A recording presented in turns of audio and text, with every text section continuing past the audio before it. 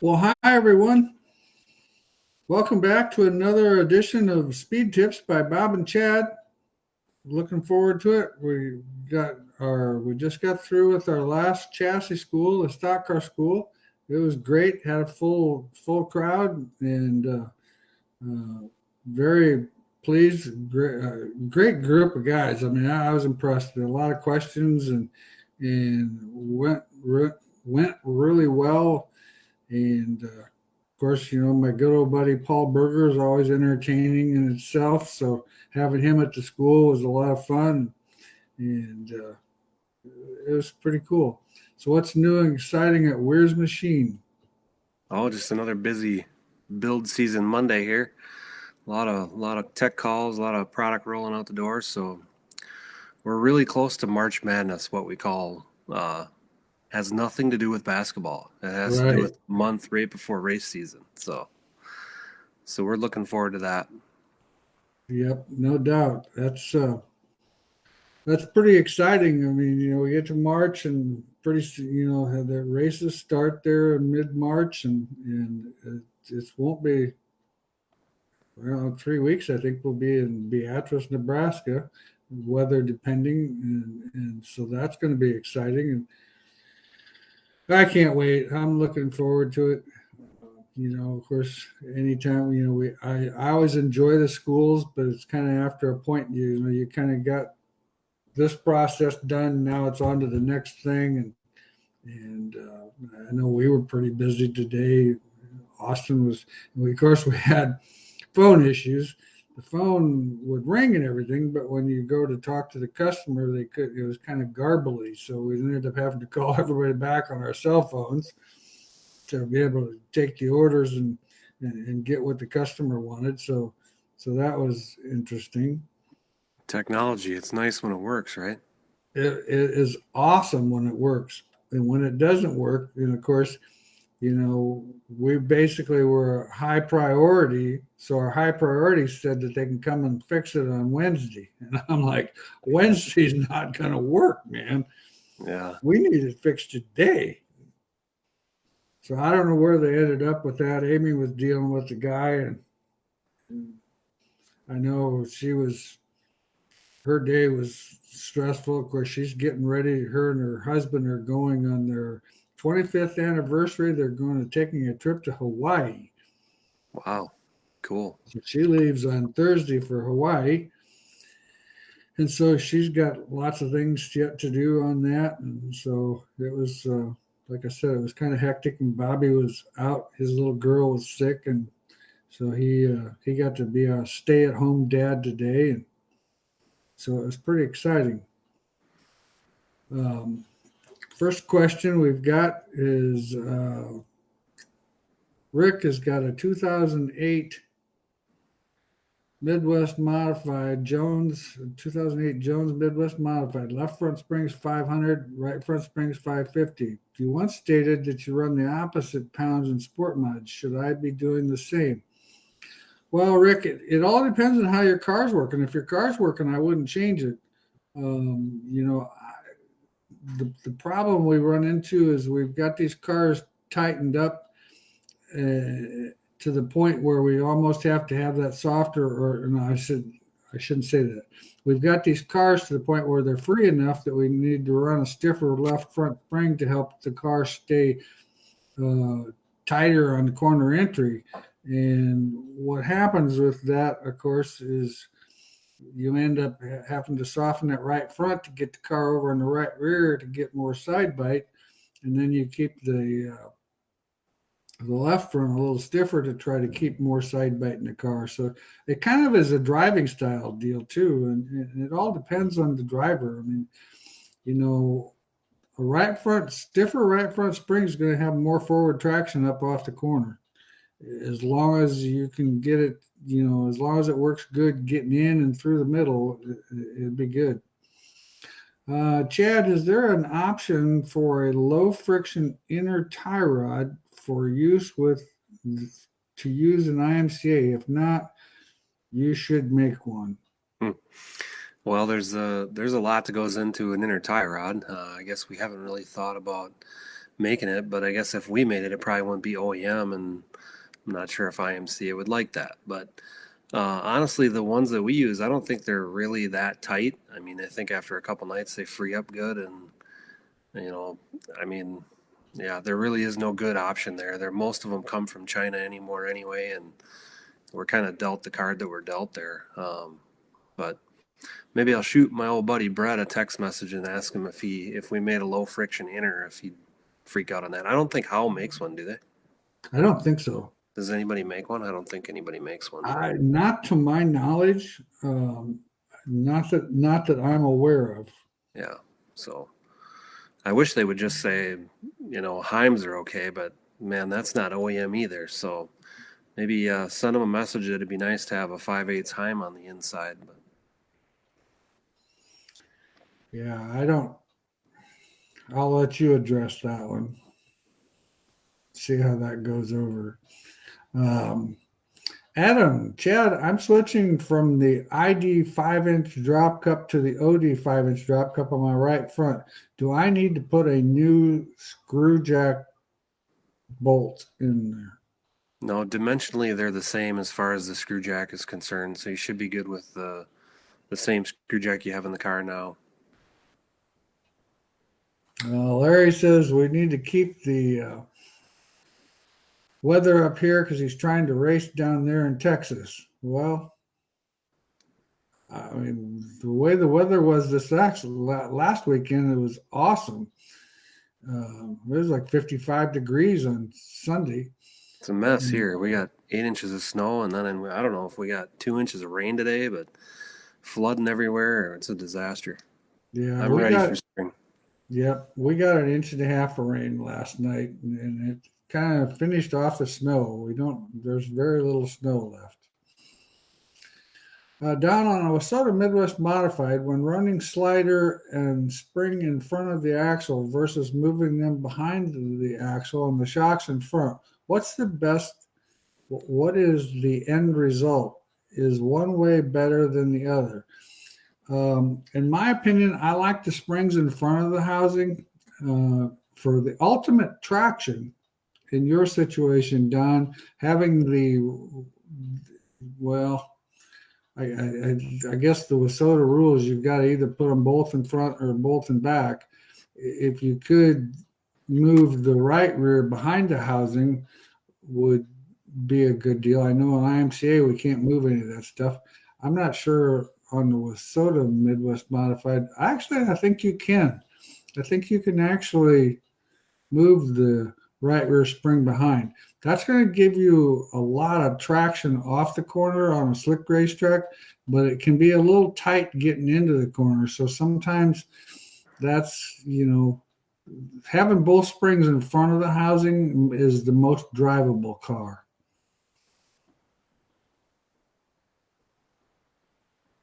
Kyle, for someone who's 100 pounds heavier driver than the average, what suggestions do you have for things you would change? Well, we had a discussion about that this last weekend in our school because, believe it or not, some of the drivers were a little heavier than the 200-pound average guy.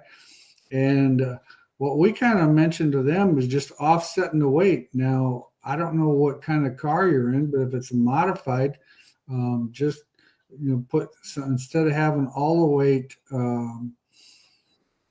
weight being in the center, move some of the weight to the right, basically directly across from the driver over on those door bars on the right side, kind of balancing it out to the point where the car's, and you can move it a little further back if need more percentage, but balancing the car out to offset the driver's weight. That works really well. Troy, what gear do you recommend for Beatrice for a modified crate? I wouldn't have a clue. I hate to tell you, I wouldn't. I don't actually even remember what gear we ran the last time I was there. I haven't actually been there probably for 4 years. The last time I was there, we got snowed out, and I'm not a real winterland snow type guy, and I haven't made it back there. Greg Dinsmore, how are you doing? I see your sons are racing and having a good time. And I watch some of the Facebook posts from time to time that you and your wife do, and so nice to see you, or nice to hear from you. Oh, not this again. Use your arrows. My arrows don't work. I think you got to click the sidebar and roll it for the arrows to start working.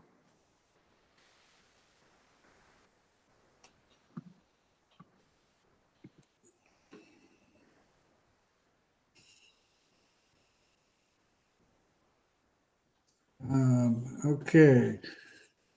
Tommy, hi, I'm from Quebec, Canada. What frame height do you recommend on a stock car? I'm a stock car, and where do you measure them? Well, we actually measure it like we do our modifieds from the center of the lower control arm bolt to the ground. And I'm pretty sure that we're like 8 3/4 on the left side and 8 1/2 on the right side. I'm not super familiar with those right heights. I know in the back, the right rear ends up being about 5 inches, and that's measured between the top of the axle housing and the bottom of the frame rail. The left rear kind of just depends on how much bite you have in it, and of course you got to watch your deck height when you do that. So that's kind of a general area that I could recommend. Adam says, thanks, Chad. Looking forward to trying the new torque bearing out. Awesome. Torrington bearings out. Okay, Jacob, on a USRE B mod, what or how much do you lose having sliders behind the axle tube and springs in front? Shocks. I don't think that there's really a disadvantage, having it that way. I don't see what you would lose. Yeah, like you said before, it's kind of a drivability thing. Yeah, I don't see a big disadvantage, to be honest. What is a good way to tell what gears to run at a racetrack? Wasota Street Stock concept. No rear wheel racing experience, like Ogilvy's Big 3/8 Goodmile Racetrack. That's a great question. You kind of got to almost just ask questions from some of your competitors and see kind of what the general consensus is. I couldn't really tell you, just kind of a general idea. I couldn't answer that question. I'm sorry. Ryan, thoughts on a rear end width 60, 59, and 58 modified? I wouldn't run anything under a 60-inch. You really want the car to be as wide as it can be. That 58, in my opinion, is way too narrow. 59, I've seen guys get by with a 59 with a short right rear, but that almost gets to the point where the right rear gets loaded so heavy that the car gets tight getting in, and then it just makes the car. What happens is it gets tight getting in, then you blow the tires off and it gets snappy loose on you with a narrow rear end. That 60-inch rear end is pretty common. Steve said a 567 at Beatrice. Yeah, that kind of reminds me. Yeah, come to think about it. I appreciate that, Steve. Ethan, call the racetrack and ask they maybe could get a hold and get you close. And that's very true, because I know, like at Deer Creek and stuff, when we run up there, we kind of asked the racetrack, and they've helped us out. And of course, we had quite a few customers, so when we published that deal up there, we kind of give everybody a general idea what that racetrack uses for gear as far as a starting point. And of course, everybody runs different RPMs. If it's an IMCA crate, you're pretty limited. I mean, your RPM range isn't a wide range compared to an open motor. Blake, you guys rock. One of the best things for dirt track racing that you guys are doing. Well, I appreciate that, Blake. Awesome. We look forward to it. And I know I was talking to my daughter, who's my secretary and bookkeeper today, and I reminded her, I said, well, we've got Bob and Chad tonight. And she's, well, I forgot all about that. And then I see Chad had actually made a post, and so we were good. Nathan, thanks for all you do. Love watching and listening to your words of wisdom. Joey Walsh, my old buddy, how you doing? How's my old buddy, Mr. Schrader? You guys kind of had a pretty good time down there in Florida. I see we had some pretty decent results, and the old guy's still clicking her pretty good. That's pretty good. I like to see us senior citizens doing good in this world. So, all of us with our AARP cards and our discounts for being senior citizens. And, of course, so Kenny and I are only a year apart. I'm a year older than he is, so I enjoy it. Ryan, seems to me I remember 62 and ones in the past as well. Thanks, and always good additional input. The 62, I think the 62, in my opinion, might be too wide for a modified. What we actually run is a 60-inch, and then we run a 2-inch offset on the left rear and a 3-inch offset on the right rear, and that seems to be pretty good. Or a 2-inch or a 3-inch wheel on the left rear with 2 half-inch spacers. I actually use wheel spacers quite a bit in that. You can take the 1/2 inch off and put it on the right side if you need to free the car up, and that seems to be pretty tight. I'm afraid if a guy gets too wide or out there too far on that left rear, it's hard to load that left or keep the load in that left rear. And so I'm not a big fan of anything too wide either. Now, Barrett, IMC rules states that you cannot add any material to the frame of the car to widen it. However, I've noticed builders are adding tubing to the front horns for a wider nose. How does this fit within the rules? Well,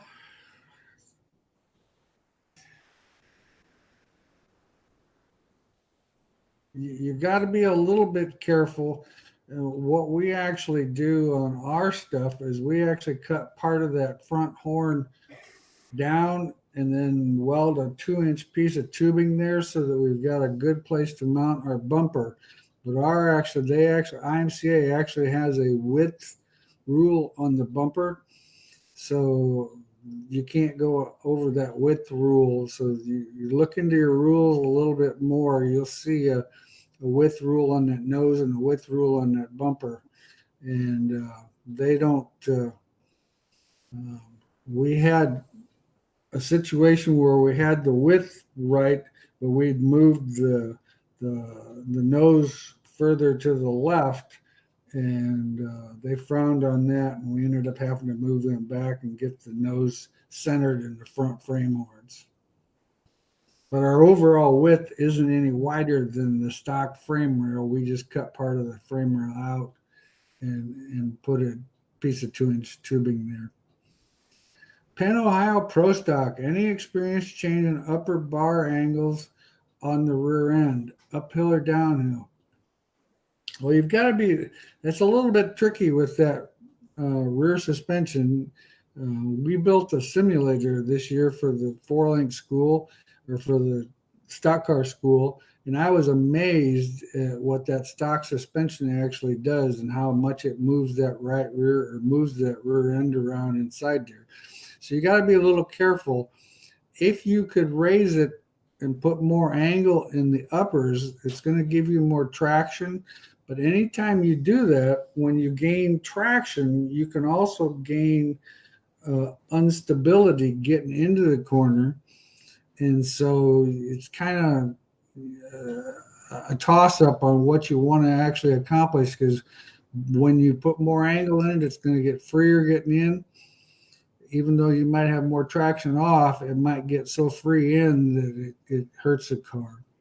Part of why you run a 90-10 on a pull bar car on a modified. If you could put a dampening shock up there to control that force, the angle would be good and easier to deal with. Yeah. Yeah, we built that simulator. I was amazed, especially what that right rear spring goes through. That's just unbelievable. I seen that picture. I wanted to drive down and check it out. Yeah, it's. I was quite surprised, man. I'm like, whoa. But anyway, Blake, I've tried running a lighter right front spring to get the car into attitude, but it seems to push after being loose for a second. I'm thinking I'm losing load. Would you run a spring cup with a drop cup into the spring to get the spring table to roll over a little better on a stiffer spring? Yeah, definitely. Yeah, I would definitely agree with you, Blake. I think that would be a good idea. Um, the drop cup with the Torrington bearing actually softens. It doesn't soften the spring up, but it frees the spring up so that it works naturally. And when you do that, you take bind out of it. When you take bind out of it, it actually makes it softer. So it's not out of the ordinary to have to run a little bit stiffer spring because of that. Tyler, what are general bump steer numbers changes that would be expected on an IMCA B mod? Well, the ideal thing would be, of course, is to get your right front so that it has very little bump in it. But anymore, it's kind of to the point where it's so hard with the components that we have and to get it perfect. Without bending some of the components, which is technically against the rules. But if you could get that right front to stay within 50 thousandths in a 3-inch movement is pretty good. I let our stuff go at 120 because it's, and then now that we know how much that right front bumps out, then we can adjust accordingly for our static toe measurement to consider that to go, because it's going to bump out.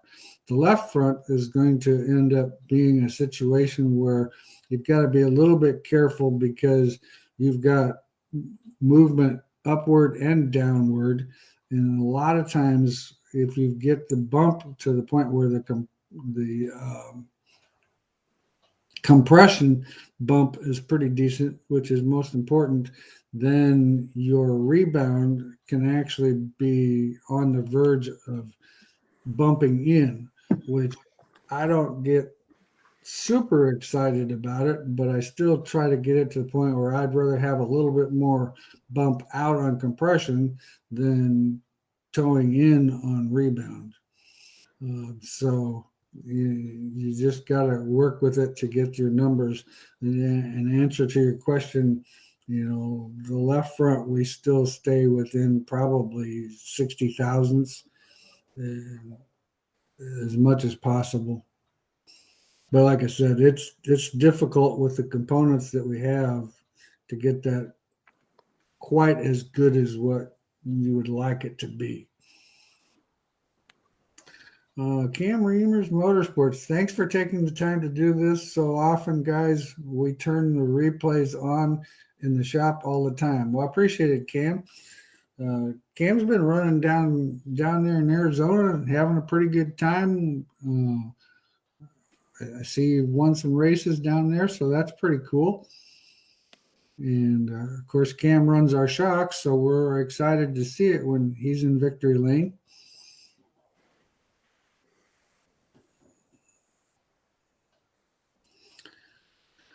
Well, we've got time for some more questions. If anybody's got anything going on, I can't stress the fact that those of you who are watching this on YouTube, make sure you hit the subscribe button and hit the like button so we get credit for that. Those of you who are watching it on Facebook, of course, if we can get some stars, that's a great deal.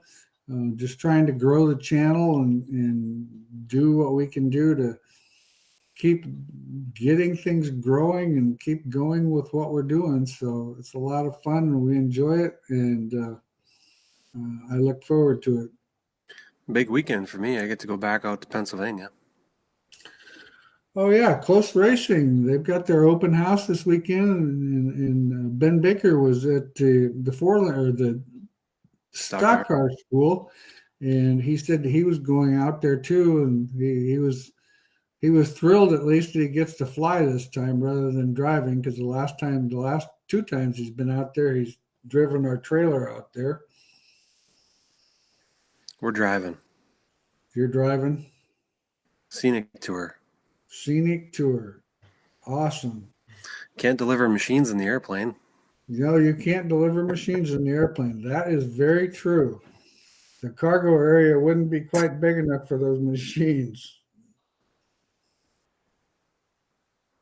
Barrett, can you explain why tightening the right rear chain too much throws the car tight on a rough racetrack? Well, what happens is when in fact, actually, I'll let you explain that one, Chad. That's a very touchy subject. So when you tighten that chain up, it gives traction to the car because you're holding that right rear suspension in traction and keeping the load on the spring. However, if you get a hole or a rut in the rough, when that chain gets tight, it throws the front of the car to the right. So your neighbor on the outside of you is not going to appreciate that in a rough track situation. We learned this the hard way when we were racing. Back in the day, we started chaining down the right rear, and my brother was like, man, I don't know what you just did, but I gained a ton of traction. And all I did was shorten the chain.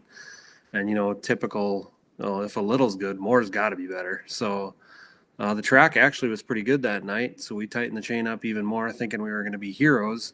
And the track developed a pretty good hole going into turn 1, and as soon as he hit that thing shot to the right and hit the fence and cleared the right front off the car. So tightening that chain on the right rear is definitely a touchy subject. You're always going to want to keep that thing probably, I don't know if it's a B-mod or modified, 1.25 inch would be probably the tightest I would go.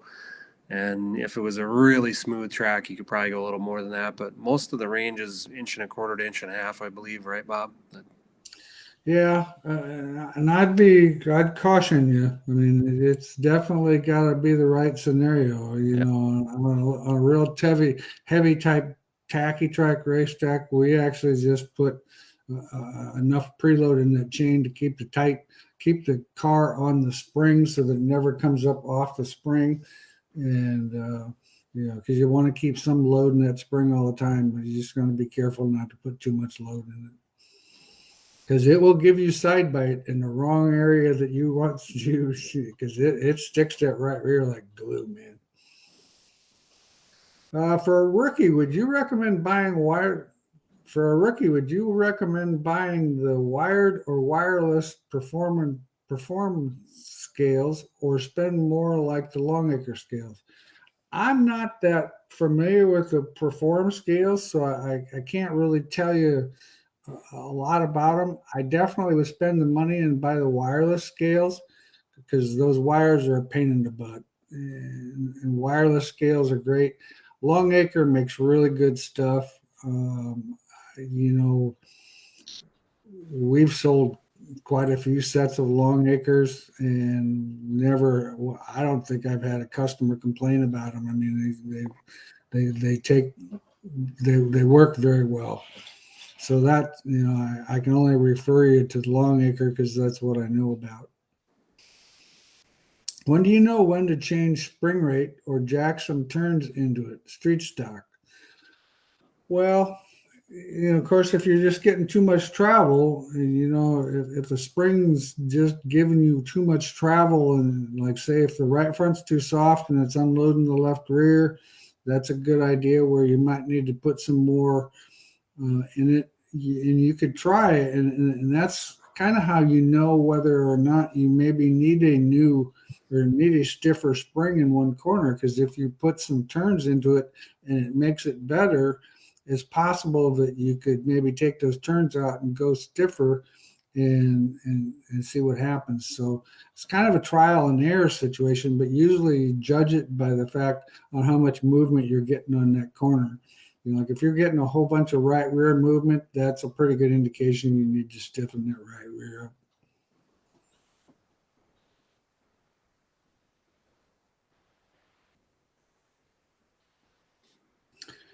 Okay. Ryan, bird cages used to be a lot narrower. So did the mounts on the car, which didn't allow for much misalignment. Is updating the old narrow birdcage necessary when the chassis mounts are still narrow? Well, I mean, if the cage feels good, if it's a bearing cage and if you take the shocks and four links off and spin the cage, if it feels good, I always say if the bearings feel good, keep running it. There are some chassis builders that have made the wide cages fit their cars, so they get a little bit more spread between their four link rods and their shocks. A lot of it is clearances. Back in the day, we used to make the cages as wide as we could because we were using Teflon bearings and bronze bearings, and we wanted to spread that load out and try and reduce the friction. Well, when we evolved into bearings, then that wasn't necessary to have them so wide. So then we narrowed everything up so that we could manufacture a less expensive product with less material. And the bearings really have come, so far in technology with angular contact dual row of balls. So they're really good compared to what they used to be. So I mean, if your cages feel good, I don't ever recommend buying new if it feels good. There isn't going to be that much performance advantage. The biggest thing is that your suspension is bind free and there is no alignment issues when you get the car, at full attitude, making sure your rods are pointed where they're supposed to be pointed and that your heim joints aren't bound up. So, I mean, as long as things are functioning properly, just throwing it away and buying new isn't the magical answer. Jeff wants us to explain the left front chain links and the effective to the chassis. Well, what I actually do, Jeff, is I set ours so that it has 1.5 inches of drop. So in other words, if I measure my shock center to center, and it's 19 inches center to center, I will set my chain so that shock goes to 20 and a half inches center to center. Then I've got plenty of adjustment where I can actually tighten that down. If we tighten it down much more than 1 inch, the car gets a little finicky when you start getting too much chain in that left front, because when you tighten down the left front, it's going to take side bite off the right rear.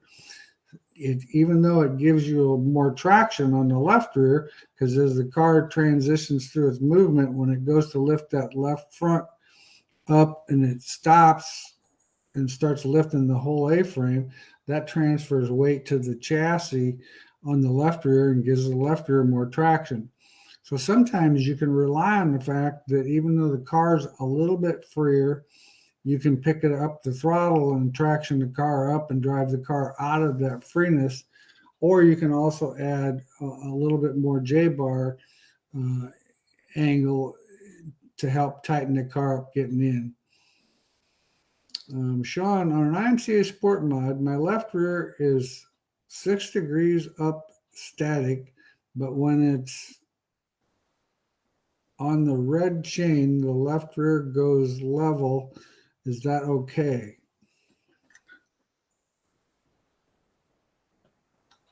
Okay.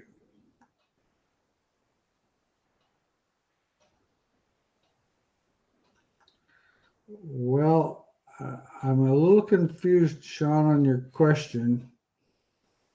Um, I wouldn't think I would want my left rear bar to ever go level. Yeah, Normally, like we actually, in a static position, our left rear trailing arm is usually about 25 to 28 degrees. So that in a dynamic mode, and make sure when we understand when we're talking static, that's basically ride height sitting on the floor, and then dynamic is where the car's rocked over on the right front and kind of in the dynamic mode that it is on the racetrack itself. We always try to get that left rear so that it's around 40, between 40 and 45 degrees at dynamic. And so hopefully that helps answer your question.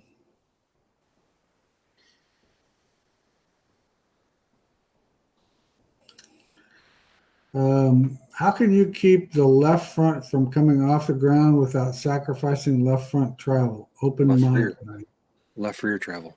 left rear travel. Right top rod. Yeah, just putting more angle in that right top rod, more chain to it so that it's got more movement. Um, that would be my suggestion. What's your suggestion? Yeah, if the right top rod don't calm it down, I mean, unfortunately, sometimes it's a balancing act between that left bottom rod. You want to do that because it gives you so much good steer and so much traction, but it also acts like a jack. I mean, it's trying to pick that car up. You know, when that left front rolls underneath there, that thing's jacking the left side of the car up. So it's a balancing act between the two, whether you got, you know, enough right top rod angle to sit it back down or too much left bottom rod that you can't get the left front back on the ground. But it's just a balancing. One of them two should kind of teeter it back to where you want it to be. Blake, is the main point of the left chain to use the left front as an anchor as the weight transfers, almost like hanging weight? In a sense, it is. Yeah, it's basically doing the same exact thing. What we're doing is we're using the actual that 80 pounds of material that's up there in that tire and wheel and rotor and brake caliper and all that stuff.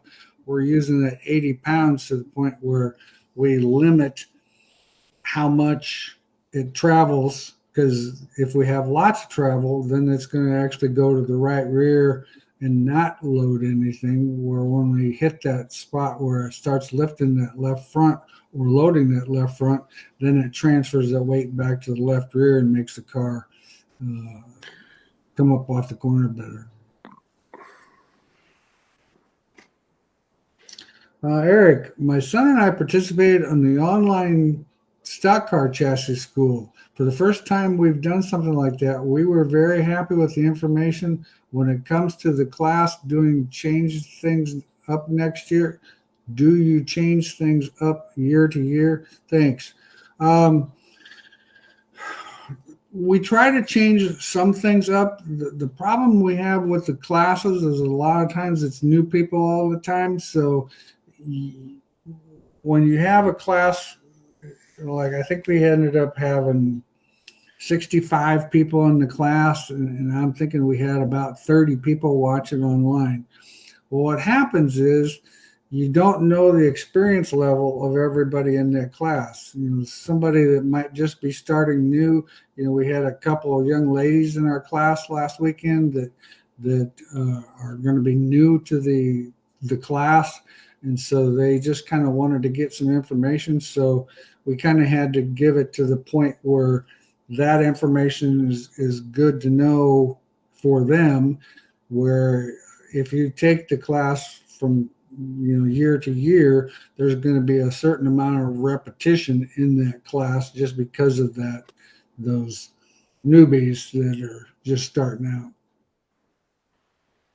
But every year there's always new things in there, and we had in fact I had one guy that was at the class, and he came up afterwards, and this is his fourth class that he's been to, And he says, every year I learn more every time I come back here. And I'm, well, awesome. That's kind of our goal. And so, and what I recommend a lot of times to people is take the class, race a season, take the class again, because you'll understand a lot more that you missed in the first class, and then maybe take a year or two off, and just kind of it just keeps everything refreshed. And one thing nice about the online schools, and you can still actually, if you wanted to take the class, the online school is always available. And the nice thing about the online school is it's 24/7, 365 days a year. You can watch it as many times as you want. And we had a guy that we always offer the older DVDs for sale for $99. And we had a couple guys from that took the online class that called today and wanted to see if they could order the DVD, which I wasn't sure why they wanted the DVD, since they could actually watch it online at their leisure. But maybe the DVD is easy to play any place, so I'm quite sure. Steve, what are your thoughts on the Swift tight helix spring on the right rear? Well, that spring's it's kind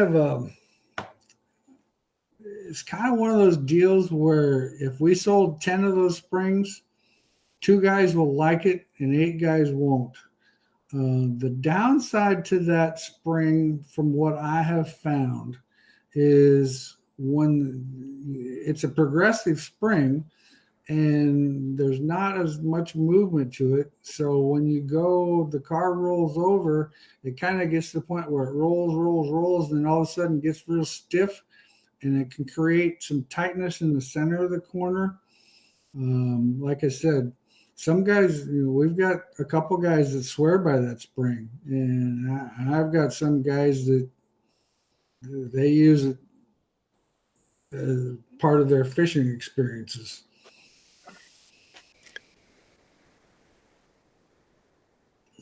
So I don't have the overall concept of that spring. I haven't had great positive response from customers.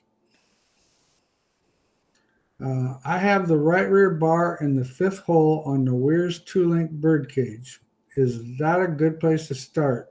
Yeah, I would say 4th, 5th hole. Dry slick conditions, we run it in the 3rd hole. And then we can actually, a lot of times I'll run it in the 3rd hole and then run more angle in the right rear, because it seems like I can run more angle and gets the car to rotate better through the middle, but still have a lot more traction coming off the corner with it being closer to the housing. That seems to work pretty good. Recommendations for stagger on a dry or slick track. What would you recommend on a sport mod for the front and the rear? Well, I always run an inch of stagger in the front. We've got some guys that run a little bit more stagger in the front.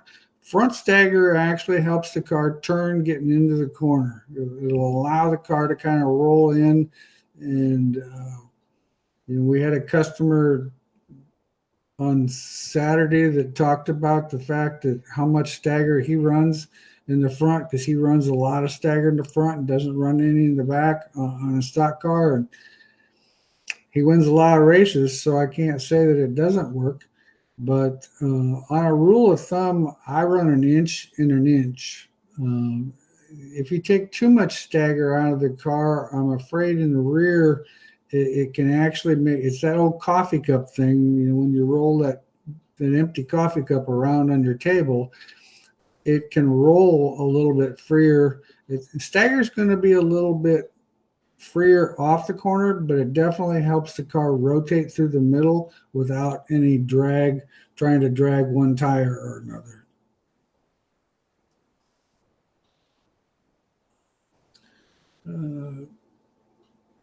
Tyler, what are your recommendations for rear toe angles on an IMCA B mod when in static and at attitude?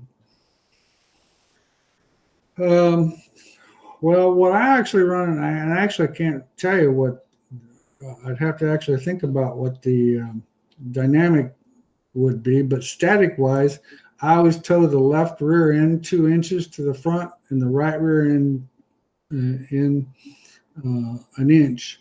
And what I found was when you get into dynamic, then the left rear actually goes into about 3 inches, but then the right rear actually goes straight. So I want to make sure that my right rear goes straight as it's driving up off the corner, and then more angle. What I found, more angle on that left rear. So we're trying to pick more weight up more in the center, and in theory, it's always worked well for us, and so that's kind of what we've always done.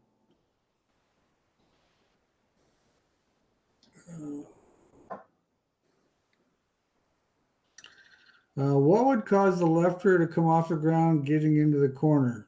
Well, anytime the left rear comes off the ground getting into the corner, that means something's bottoming out or topping out. Your shock is topping out, or some chains topping out, or the suspension.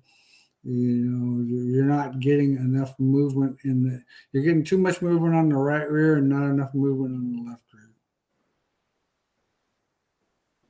Definitely check for binds. Yeah, I would definitely check for binds. Sean, I'm sorry, I was meaning the right rear bar goes level when dynamic. Oh, that all makes a lot more sense. That makes a whole lot more sense. Because I was thinking, man, that left rear going level, something's not right here. Well, I appreciate, Sean, you correcting that because I was really confused. But anyway, the right rear goes level. In my opinion, that's fine. A lot of times we'll even have the right rear bar go past level. I think that makes the car too tight. I think it works out pretty good when you have 6 degrees up and then it goes to level. That's a good point. I mean, I think that's a good traction point. Yeah, Corey says that's an A mod. There's definitely something binding someplace in the back of that car because it should not do that.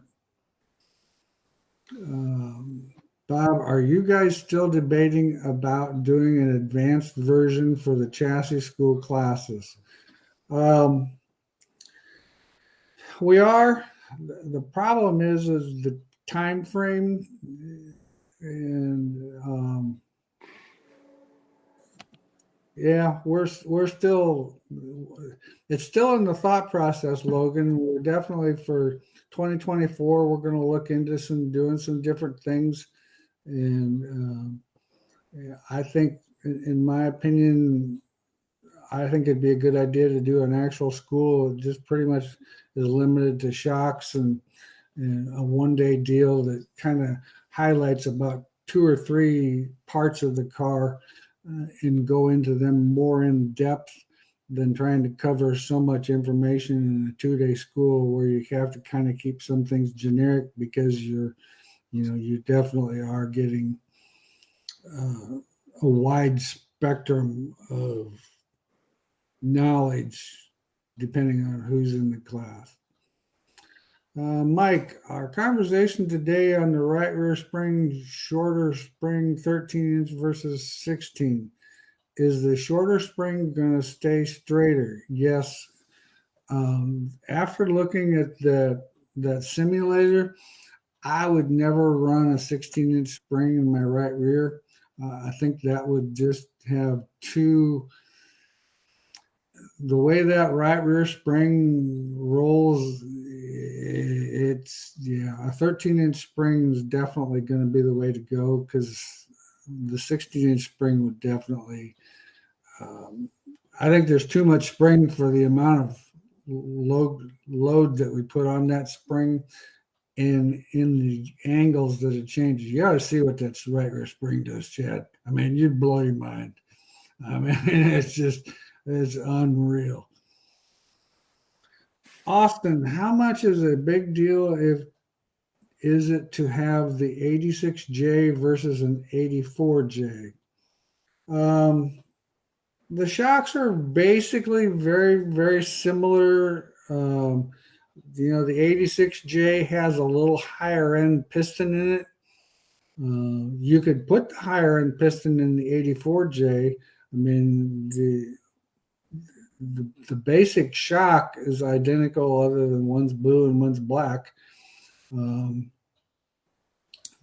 yeah, that's really the only difference is the 86J has both J's would give you a jetted shaft. So it's just like I said, it's just the piston that comes stock in the 84s. The 86J has just a little more precision piston. Seth, having problem with stock mounts and Integra shocks bottoming out the right front. Have you seen any of this? Yeah, that's just kind of one of those situations where I wish there was an answer for you there. I hate to say you're raised the right heights, but you're kind of limited on what you can actually do with that stock mount shock. I don't know how picky the rules are, but you could actually space the bottom of that shock down a little bit, maybe. Put some spacers in there to get a little bit more clearance. Logan, good to hear, Bob. I definitely enjoyed the classes currently and you and Chad doing these videos. By the way, I finally bought myself one of those special BHE angle finders. Well, way to go, Logan. I appreciate that, man. We try to sell those angle finders. I think we still only have about 150 of them things, but we still have those angle finders, and they're super useful. I mean, man, I use the angle finder of mine all the time. Angle finders on your website that you told us about in the Sport Mod class in 2022. I'm hoping to get going in the right direction this year. Well, good luck, Logan. We sure hope so too. Steve, 2023 IMCA modified rules state 11-inch or 13-inch spring rate. Yeah, we were talking on the stock car that it needs to, you can't run, I don't want to run that 16-inch spring. But anyway, the spring rate for the rear, last time you thought maybe the rule had been changed, did you get any clarification? Actually, Steve, I didn't. I dropped the ball on that, and I really appreciate you reminding me. I will find that out. I will do that tomorrow. I think it's good. 11 to 13 inches the rule. So the 12 is good, I think.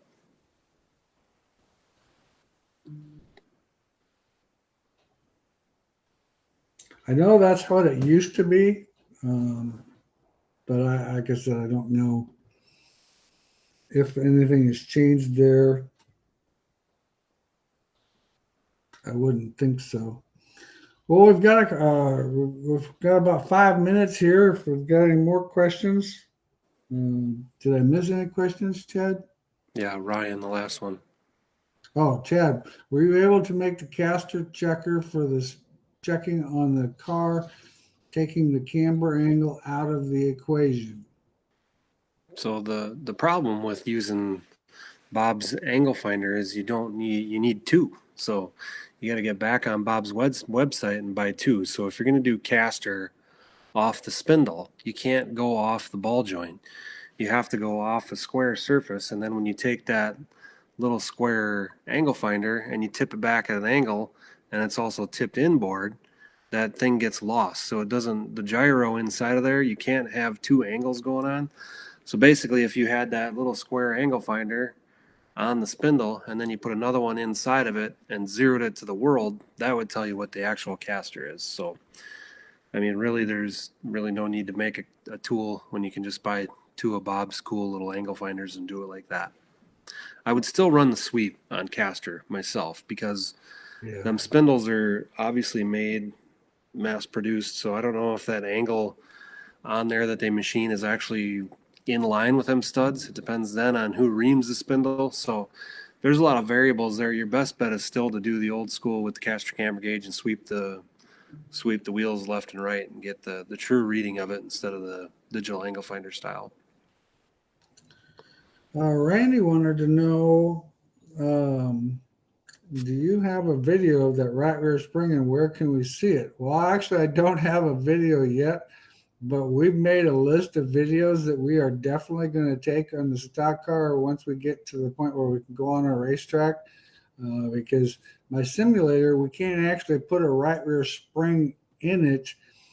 All we can do is actually measure the angles of what changes and how it actually looks like it would be. So I really can't do anything with it. We're definitely going to get some in-car video that's going to, and we'll publish that as soon as we get it on Facebook, because that's pretty interesting. Brandon says you can run an 11 or a 13-inch on IMCA Sport Mod. Okay, well that answers that question then.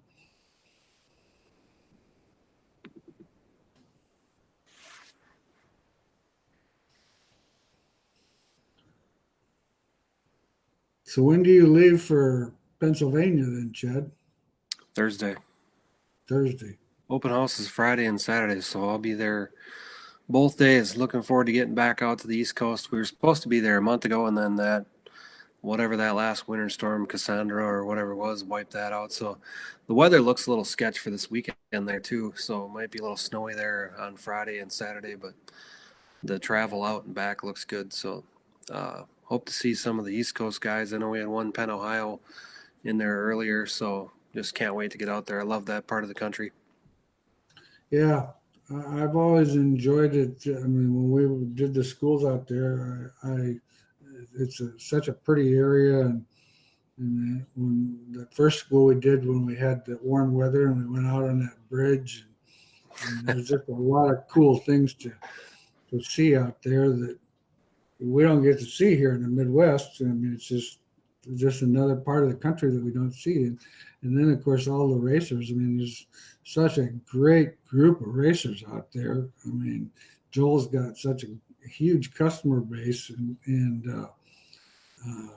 so I'm sure his open house is going to go well, and it looks like he's got a pretty decent group of people, like you and Ben Baker and some of the manufacturers reps that are going to be there. So it should be a great deal. So yeah. So those of you out there in Ohio, make sure you come and check Joel's open house out. So Close Racing Supply, and stop in and visit with all those manufacturers reps that are going to be there. Sean says, thanks for all the help. It's great. Well, we appreciate that, Sean. Like I said, we enjoy doing it and we have a lot of fun. Steve says, thanks, Bob and Chad. Always enjoy watching.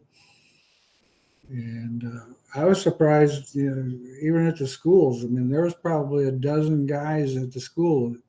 Now, you're going to be doing this Monday, right? I said, yeah. And Monday after the school. And Marcus, yep, thanks. We appreciate it. No doubt. Andrew, on a Wehrs Bear bar with pucks, how often should I change the pucks? We recommend probably 20 nights, 25 nights, depending on what you're running. If it's a IMCA crate, you're going to get more longevity out of it. If it's an open motor with a sticky tire like a UMP, you're going to beat that stuff up pretty hardcore, so you're probably going to have to change it more frequently. Steve said he heard someone the other day talking about moving the entire right rear spring in closer to the center on an IMCA Sport Mod. Thoughts? I'm not a fan of that. The problem is when you move it in, you got to go stiffer on spring. And then what happens is the stiffer, you need the stiffer spring to get you control on corner entry, phase 1, phase 2 of the corner. And then you lose a little bit of forward traction coming up off the corner because of that stiffer spring. So I think our spring from the rotor is 12 inches inboard, and I think that's a pretty good way to go.